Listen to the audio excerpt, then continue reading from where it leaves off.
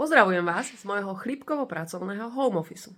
Áno, je tu možnosť pomoci, štát sa snaží pomáhať mladým ľuďom a sú tu až dve formy takejto pomoci.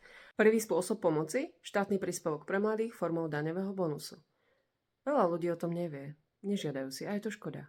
Pretože prvých 5 rokov, ak mám hypotekárny úver v banke, mám nárok na štátny príspevok pre mladých formou daňového bonusu, teda prvých 5 rokov mi budú vrácať polovicu zaplatených úrokov, maximálne však do výšky 400 eur za jeden rok, čo nie je zlé.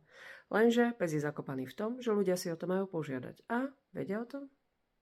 Nie každý o tom vie. Spamätám sa 4. rok, že však veď mám na to nárok, OK, tak ale už máte nárok len na 1 rok, pretože ono spätne sa to nedá. A to je strašná škoda, teda zdieľajme, nech sa dozvedia. Musím tam spĺňať podmienky vek, príjem, účel, ale naozaj tie podmienky sú tak nastavené, že väčšina ľudí to spĺňa. Len treba si o to vždy začiatkom roka požiadať.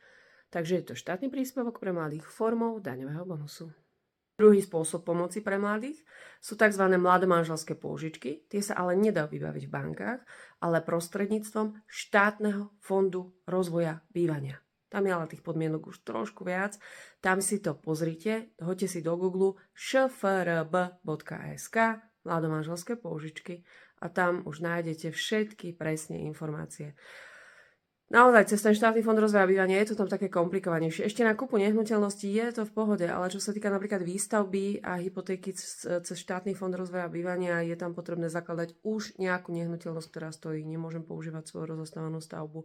A sú tam také trošičku parametre v rámci aj metrov štvorcových danej nehnuteľnosti, v rámci príjmu, v rámci dátumu žiadosti. Také komplikovanejšie. No poprečítajte. šfrb.sk. A krásny piatok vám ešte prajem, nádherný víkend a oddychnite. A v pondelok už budem určite ready. Už mi bude dobre, už budem zdravá, lebo som sa rozhodla. Tak už budem zdravá.